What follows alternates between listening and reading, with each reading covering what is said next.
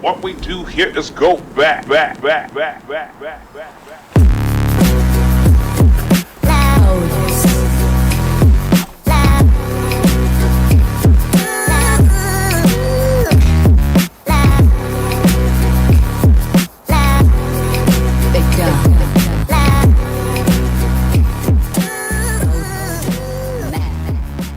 Alright, welcome. If you're new to the channel, my name's Elliot and you're watching Rickety Ski Reviews. Today, we're bringing back the Content Ski Patrol. Now, I know I said yesterday, hey, I'm gonna be nice. I'm not gonna react to any more content.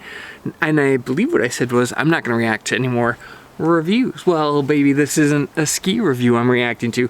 This is a very, very popular ski content creator. And today we're gonna dive into them because I have a few opinions. Now, today we're gonna be talking about Tom Gellie of Big Picture Skiing. He is probably one of the most, if not the most, popular ski coaches on YouTube, doing ski content, giving people tips. Now, I critiqued Tom's video a while back where he interviewed Ted Lickety in like a poker room or something, and I do stand by a lot of my critique there. That interview was really whack.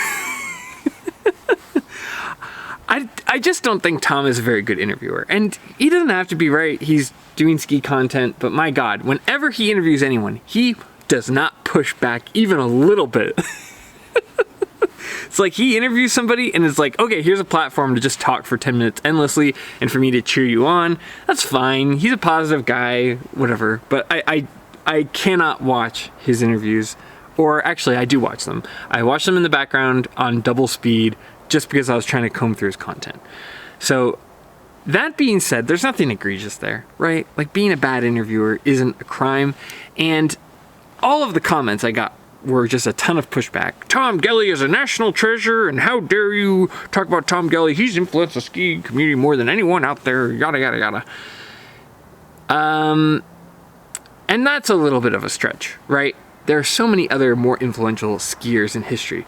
Herman Maier, the Mayer brothers, you've got Alberto Tomba, you've got Peekaboo Street, Lindsey Vonn, Julie Mancuso, Ted Lickety, Bodie Miller. It's like, the list goes on and on. But after diving into Tom's content, I do want to say this. I think he's a good coach. Like, I think he is a very good ski instructor, and I like his content, okay? I'm not gonna roast him for his content because I think it's really good. It's really thoughtful. He's basically giving out ski lessons to people for free. He's got content that's making skiing very accessible for everyone. I really don't like how a lot of ski knowledge is gatekept by, you know, ski lessons and expensive things like that. So here's what I'm gonna say. I think Tom Gellie makes good content. It's well edited, it's well shot. It's pretty clear what he's talking about. He's very, very passionate about skiing, obviously, and I think he does a good job. I think he really does. He seems to really love the sport, and that comes through in his videos. So this is kind of an unusual content ski patrol, but I'm gonna give Tom a pass. I think he does a good job. I think, you know what? He can hang out in the ski patrol lodge. I think he does a bang up job with his content. It's good quality, it's good information, it's intelligent, it's thoughtful. And he brings his own angle to it where I believe he, what is he, like, not a physical therapist, but he's in that vein. Take that for what it's worth. Tom, I don't know if you watch these. I'm assuming you don't, but that's okay. I don't know if I always totally trust him, and I do have one big critique that I'll save for the end. But again, like, take that with a grain of salt. I'm from Northeast Vermont. We don't trust anyone. We don't trust each other up there. So that could just be a personal thing. I don't tend to trust anyone. He also does a lot of endorsements pretty loosely, like, oh, the Zip Fit liner. And that was cool at first because he was clearly passionate about it, but then it became very clear, like, oh man, a lot of his content is around these Zip Fit liners. I believe he's a Zip Fit athlete, right? On one of his old websites, he has Volcom and Fisher listed as sponsors, but he's definitely sponsored by Carve as well. Carve sponsor Tom Gellie. Boy, I'm not sure if he discloses this stuff as ads on Instagram. Okay, whatever. He's definitely working with Carve. He promotes it all the time. Let me see about ZipFit. Let's see. January 24th on ZipFit's Instagram. Tom Gellie is more than technically proficient skier and coach. He thinks about skiing holistically. Blah, blah, blah, blah, blah, blah, blah, blah, blah, blah. Glazing, glazing, glazing. We encourage you. Tom is a true ambassador for Zipit, and we're proud he's one of our global ambassadors of skiing. Okay, so he's sponsored by Zipit. He's sponsored by Carve. He doesn't disclose that stuff very well. I'm surprised it's on his Instagram handle. Anyway, he's sponsored by Fisher, and he used to be sponsored by Vocal, but I kind of doubt it. I don't really see him with much Vocal stuff. And he has a bunch of shred stuff. I'm not sure if he just got that from Ted. Maybe he bought it himself, but he does wear a lot of shred stuff, which is not super common. Typically, you see like a full shred setup. There's more than likely a sponsor with somebody like this, but that's speculation. I don't know for sure. How do I say this? I don't love watching Tom's content. It's definitely not for me, but I also I definitely have ADHD and have a hard time keeping up with it. He just is very in the weeds, very technical, and he likes to focus on a lot of specific things. And for me, as I learn skiing, and that's not just a Tom thing. I mean, that's how Berkman Academy did it. That's how any ski camp I went to, other than Ted one, did it. A lot of people like to focus on a ton of different little mechanics, right? Because skiing has a lot of mechanics, so there's a lot to focus on. And for him, it makes a lot of content. You can focus on all these different things, and it's an endless well of things you could talk about. But for how I learn things, I like to just focus on one thing and then really master that skill and then move on to the next one. And I really struggle with his style of coaching. Now, that's nothing against him. That's just me. And maybe some of the distrust for me. I just don't trust anyone. When I came out to Idaho, everyone was so friendly, I thought they were going to haze me when I got to my college campus. So take that with a grain of salt. But as I've dug through Tom's content more and more, he does seem like he's a positive person. He does seem like he cares about skiing. I just have 3 main issues with him. One, when he interviews people, he pushes back not at all. Anyone starts talking about something that's way off in the weeds, he doesn't push back. Recently, I watched a Ski Monster video where they were talking about, what was it? One of the magazines' reviews of skis and how the people writing it were just so vague and none of the stuff made sense. I appreciate that. I've been critical of Ski Monster, but man, that was a good video. It was therapeutic for me to watch. So when I watch Tom interview people, there's no pushback in any way. It's just oh yeah, that's great. Oh yeah, isn't that good? And it's good to be positive, but when the people you're bringing on are selling things, or when, as a whole, everybody in the ski community is selling something to some extent, it's just not the kind of content I want or like to make. And it's not at all like his content. A lot of his content with lessons doesn't seem to be really selling anything. It's kind of okay, if you want one-on-one coaching, I have this option, but let me give you some basic information to get you started. It seems like his content comes from a very warm place, but he just doesn't like to push back on people that he's interviewing in these things. I also looked into his co-host, or his secondary person, Demelza Clay. She was mostly had normal things. I mean, she's been on a bunch of podcasts that are very boring to me as well. They're talking about how most food and processed food is basically poison. And it's dude, you should come over to America. American food is extra poisoned. Yes, we all know that. My only criticism of her is she says a lot of things well, I don't really trust modern medicine. And it's okay, modern medicine is usually recommending diet and exercise and all these things. So it's for the average person, it's probably good. Maybe your experience wasn't right on, but think about all of the people nurses and doctors see, how on a broad picture they're doing a lot of good. And it always, to me, I mean, she didn't say any of this stuff, but when I hear people say I don't trust modern medicine, my ears start to ring from vaccine denial and stuff like that. So that would be my critique, but I don't know. She's never said anything like that outright. She's just hinted at it a few times. But all in all, I did a deep dive on both of these people, and they both came back clean. There's nothing nefarious, nothing weird, no hate speech, no making fun of people with disabilities or minorities. So I will say, these guys, and neither of them are good at privating their Facebook. Tom, if you're watching this, please private your Facebook. There's too much information on there. I'm not going to show any of it, but, as a person myself, I lock that stuff down. So their content's good, everything's clean, there's no big smoking gun, and I can safely say now, I give these guys a thumbs up. I think they make good content. I think they're trying to help people. I think all in all, they're doing good stuff. The one critique I have is just a small critique. It's nothing like these are like wholesome people. They're really trying to help people. I think they do a good job. And I finally see why so many of you guys like them and why they're so popular. The one thing I want to say that has been kind of scratching my brain, and maybe this is part of why I've always been like, what is up with Tom Gellie? Like, why is there something that doesn't sit right when I see his content? Because I watch all of it. I'll go through Instagram. I did like a deep dive on both of these people, Demelza and Tom. And I think the thing that irks me is this. A lot of his coaching is based on the premise of like, this is what good skiing looks like. This is a good turn. This is a clean turn. And it's basically my observation of the difference between ski racers and PSIAA instructors.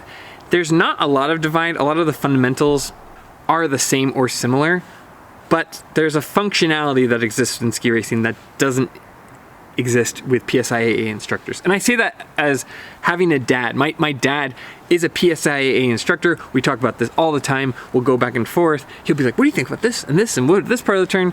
And I'm like, I think about it as all one fluid movement.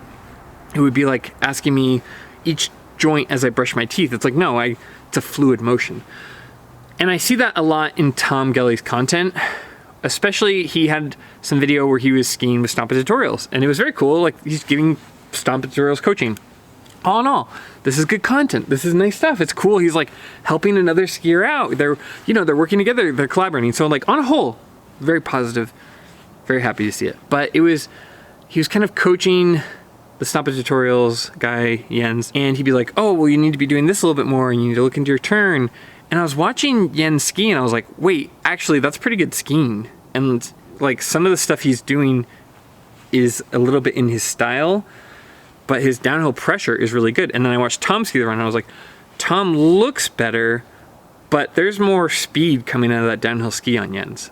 There's more balance like on the second half of the turn with Jens. They're both very good. And, just looking at them side by side, Tom looks better, but I was like, man, I'd be curious to see if you set a course, who would be faster.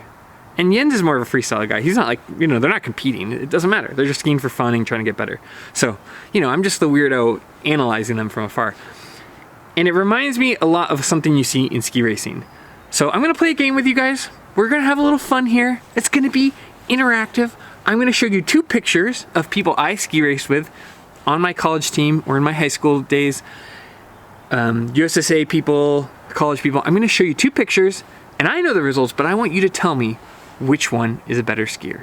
And shout out to Zach from the channel. You guys know him, but he was talking with me on this walk. We go on walks, and I was like, I can't quite figure out what's wrong with this. And I showed him the video, and he's like, this is really good skiing, but it isn't always practical to ski that way. And he's like, you're probably thinking from a ski racing perspective where like, this is a really fun way to ski when you're skiing on groomed runs as a recreational skier, but ski racers wouldn't necessarily do that. So anyway, I'm giving away the ending. Let's play the game. Here we go. All right, picture number 1. My younger brother skiing at Mount Hood. Did I ask him for permission for this picture? No, I did not. Zach. But he's my little brother, and I'll call him later, and I'll have permission by the time this airs, so people don't even forget. Looks good. Looks very good. This would have been one of Ted Liggety's camps, so I'm sure he just forgot his GS poles. But he's got his, and maybe he was coaching by this point. Probably. Anyway, looks like a great GS turn. Clean turns. I hate my brother's sense of fashion. Those pants are kind of ugly. But all in all, this is very, very good GS skiing. Okay, look at the downhill pressure. His inside ski is a little choppy, but like that happens when things get choppy. Like, good hip placement. The hands look weird, but that's part of cross blocking. Okay, let's see picture number 2. Oh my gosh, this guy. Wow, this guy looks like he's in trouble. This is also Zach. Another thing I want to clear up before we go into this, we had 4 Zachs on our ski team, so this will get very, very confusing. So we all had nicknames. Zach, that you know from the channel, he was Little Zach. My brother was Joey. And then we had a medium Zach and a big Zach. It's super confusing, but anyway. So we have Zach. You guys know him. Wow, he looks like he's in trouble. He's fighting for his life. Look at that long downhill ski, but great skiing, obviously. Like hip placement, downhill pressure, all of it. But it looks a little scraggly, right? And then we have picture number 3 and picture number 4. Now this guy, come on. Like, look at this, right? If Tom was watching this, he'd be like, wow, look at that inside hand. There's a lot of problems here. You know, like he's tilting. He's not looking into the turn as well. He's looking at the turn actually really well. It's just hard to see. These are Facebook pictures, okay? All right, I'm old. These are the pictures of skiing I have access to. But look at that hand. It's on the ground. The hip displacement isn't really there. Which of these 3 people is faster? Is it my brother? Is it Zach from the channel that you know, whose name is Little Zach, but he's actually pretty tall? Or is it Zach, we used to call him Scooby. He had dreadlocks. Or is it Scooby? I'll show you him again. Number 1. Number 2. Number 3. Now 2 and 3 are from the same day, from the same race. Number 1, I just couldn't find a picture of my brother, but you can kind of get a gist from it. Which one of these is faster? You will not guess this. 100%. Unless you cheated and you're rewatching the video, you will not guess this.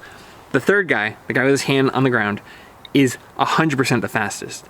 In fact, it's not even close. Well, actually, Zach from the channel is pretty close, but Scooby is hands down the fastest. Let's look at all of his accolades. In 2014, he was an All-American, getting 8th place at National Champions in GS, and 6th overall in slalom. In 2014, he was named Skier of the Year after winning the league individual points title. He won 5 individual Northwest Conference qualifier titles, including races at 49 degrees, etc. In 2013, he was honors by finishing 4th in individual standings, 3 second places, and 7th in slalom. And then in 2012, as a freshman, he had honors and got 2nd in the individual standing. For those of you guys who don't know that, it's like if you take all the races and all the combined points. As a freshman, he was 2nd in the conference, okay? He was an All-American. He had the most overall points by the time he was in 2014 into his 2nd year, or into his 3rd year. Scooby was the best racer that was ever on our college team by a mile. And when people tried to coach him, and in fact, I coached him for a year. When I did, I had to take an extra semester, I was the assistant coach of our ski team, and everybody and their uncle wanted to coach him. Oh, he could be so good if he did this, and he could be so good if he did that. And then you look at it and you're like, okay, but he just won the run. His style did not look traditionally good. If you compared him to Tom Gellie, Tom looks quite a lot better. But if you put both of those people in a race course, 100% Scooby would be faster. And if you looked at him off of the ski course, he was constantly doing slack lines. He was constantly doing balance boards. He was a great athlete. He would run and play soccer. He was a tremendous athlete. He had tremendous balance. I think he's from Salt Lake City, something like that. He has great background in skiing. He loved free ride skiing. He loved going in the powder. He had tremendous balance. So some of those things that looked weird, he was actually setting up, and he could balance on his skis and be on the tails, but he was taking a fast line. The other thing that Zach mentioned on our walk is he goes, when you are going fast in a ski race, you don't always have the luxury of looking perfect for every turn. I think a lot of what we see from World Cup skiers like Ted Ligety, Lindsey Vonn, is we see the good frames. We see the highlights. We see the best, perfect turn. And 90% of the time they're making that, but sometimes they have to make a recovery turn. Sometimes they have to make an athletic move that looks odd. Bodie Miller is notorious for that. You would see stuff and it looked goofy, but he was just making an athletic move because he had so much speed and he was setting it for the line. Beyond that, okay, my brother or Zach? Let's see. Let's see him again. 1 and 2. Which one's faster? Now, it's not really fair because they skied at different times, and maybe later my brother may have, my brother got very fast later, but he was younger, okay? But these pictures were taken in the same year. Zach from the channel is faster in this picture. He just is. It's close, it's not far off, but Zach is making, again, an athletic move in this picture. And I'm sure if you took my brother when he was finally a senior, maybe it'd be a lot closer. But Zach is 2nd on the team behind Scooby. They are both our top racers on the team.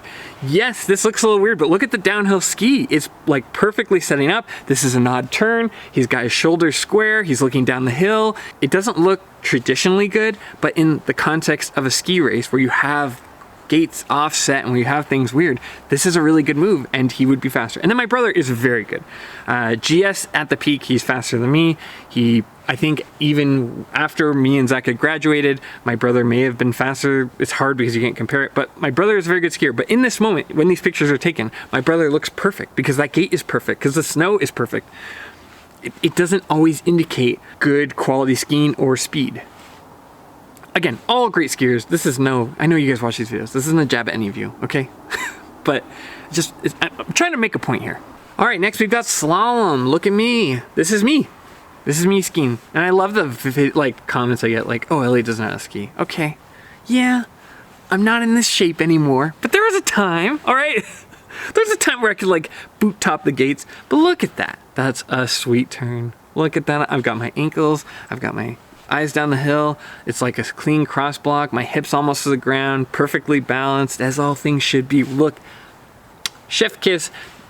Back in the Facebook days, this would be my profile picture. Oh yeah, baby, look at that. That's great skiing. Probably one of the best pictures of me skiing ever. Okay, let's look at the next one. That was me skiing 5. Let's go to picture number 6. 6, looking good, but it's not quite there. He doesn't have his ankle on the gate. This is my friend Greg, who was on the team. Okay, the cross blocking's okay, but it's not that boot top turn like you just saw before. Which one of us is faster? You guys are probably catching on the theme. Greg was faster. Not by like a mile, probably like a second or two ahead of me, but my goal was like to beat him in one race. I don't know if I ever did. I don't think I did. I think the only time I would have beat Greg is if he crashed. Greg is a great skier. He is still a great skier, but Greg is faster than me. Because you know what? Sometimes being that close to the gate isn't always the fastest course. It's probably not even the same gate. It's like, okay, taking an inside clear may be faster in some areas. Greg was faster than me. There's no denying it. The times were faster. I can say, oh, I look like a better skier, but on paper that didn't matter. Are you starting to see the differences? Are you starting to see the point of what I'm saying? Like, you can get caught up on like who fundamentally looks better. And I've always, I really care about it. I like looking like a pretty skier. People would always say, oh, Elliot, you look so pretty when you ski. But then, you look at the times. I'm like, I know, I'm aware. It's a tough pill to swallow, but I've swallowed it, and now so do you. Yeah, Greg was a tremendous skier. He's still a tremendous skier, and he 100% beat me on that day. Guaranteed. Why I remember this, we had like a ranking on our team, and I was like, and Greg was right in front of me, and I was like, I'm going to beat Greg one of these days. And I never did. I don't even think I wanted to beat Greg. I just wanted to like score points.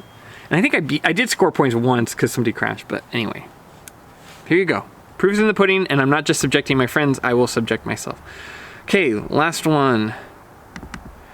Now, who is faster? This scrawny little guy, number 97. The GS suit is a hand-me-down from Louis Garneau.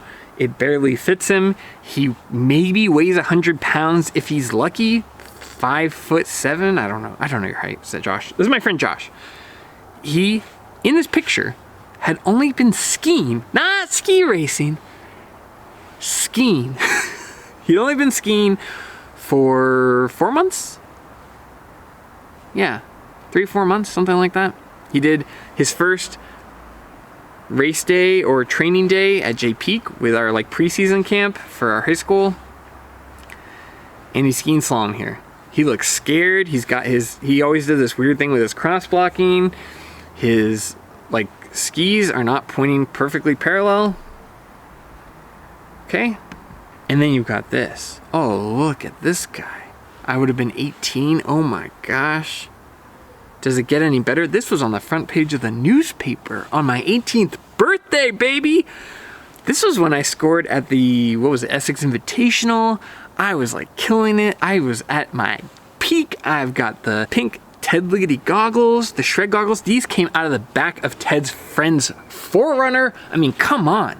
I was at my peak. I am in my race suit, ready to go, dialed in. Look at how good. All my skis are perfectly parallel, headed down the hill. This is a snake bite at Smuggler's Notch. Look at that skiing. Also, I'm 100% going to save this for people who are like, oh, Elliot doesn't really know how to ski. It's like, dude, okay. Do you know how hard it is to show yourself skiing on a GoPro with one person? Anyway, this is me racing. Who of these two is faster? What do you think? Yeah, Josh. Josh is. I beat him once at Stowe on his first race by 0.03 of a second. And then I did not beat him again until I was 22 in college. I beat him in one of the runs, but I think I still DNF'd, like I missed a gate at the end, so I never beat him after that. I mean, my time was faster. I finally was like next to him again, but then he was 3, 4, 5, 6 seconds, I don't know, 3, 4 seconds ahead of me the rest of that time, and it took me a solid, it took me a solid 6 years just to get back within 1/10 of a second of him. And then like the first run I was 1/10 of a second, second run I was a couple tenths, but then I missed the last gate. So Josh beat me forever. Josh, you've got that tyranny. Yeah, Josh was a tremendous skier. He was tiny, he was very technically proficient, he learned things at 10 times the rate of anyone I've ever seen. He came into the game with like basically no bad habits and only picked up bad habits like, you know, as he went, but he learned so quickly. He was tapped on the shoulder by Bergman Academy to do an extra year there. He would train with them. He trained at Franconia Ski Club. I mean, he got really good and he just totally killed me.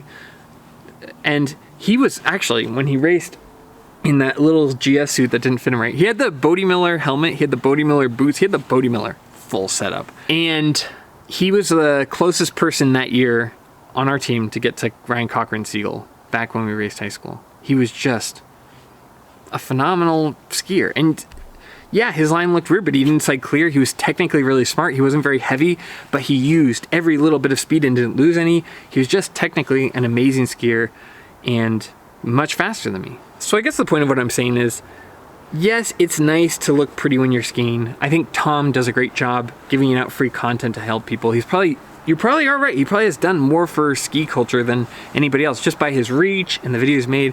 So nothing but respect to Tom. But take it with a grain of salt. Just because somebody looks good skiing, and I love it. I'm the prettiest skier at the mountain. I love it. But it doesn't mean you're the fastest. It doesn't even mean that you're the most proficient. It doesn't mean that you understand the turn. It doesn't mean that you're using all the speed. It doesn't mean that you're most efficient. Yes, it is good to have good fundamentals, to learn those, especially like for everyone Tom's talking to, intermediate going to advanced or advanced going onward. It's a great resource. But for people who have gone beyond that, I don't know. I find it a little dry. I find it a little technical. It's just not for me. It's not my jam. But I have a healthier respect now that I've combed through his content a little bit more. But just because somebody looks good does not make them a better skier. And this happened, people kind of forget now. Like a lot of the fundamentals are Ted Ligety based. But back in the day, when Bodie Miller was king of the world, essentially, everybody would look at how Bodie skied and then they'd sit in the back of their boots trying to replicate it, not understanding all the fundamentals Bodie had going in or why he was doing that. Like when you take a still frame of someone skiing and try to replicate it, it just doesn't always translate. Myself included. Like I used to put my hand down on the snow, not understanding why Ted was doing that. Like I totally am guilty of that.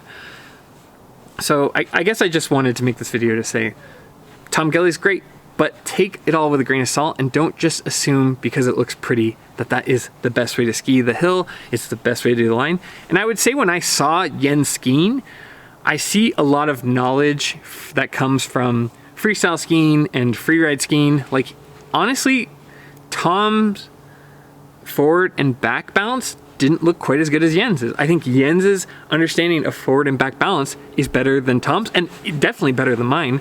So anyway, I just wanted to say, this is not me hating on Tom. This is not me bashing him. I think he does a good job. I think the content's great. I just wanted to respectfully bring another perspective to this, that while it is fun to like get those sweet turns, and Tom does look great in his skiing. He looks like something that could be on the front of a magazine.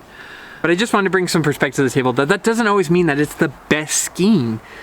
It looks pretty, it's great fundamental wise, but at a certain point, everybody's got their own style. They've got what they bring to the table for their skiing, and don't assume just because it's pretty that it's perfect. So anyway, that's the end of the video. Earlier this week, I had a deal video. I will put those down below. Utah Skis just rolled out the Bent 110 for like $389.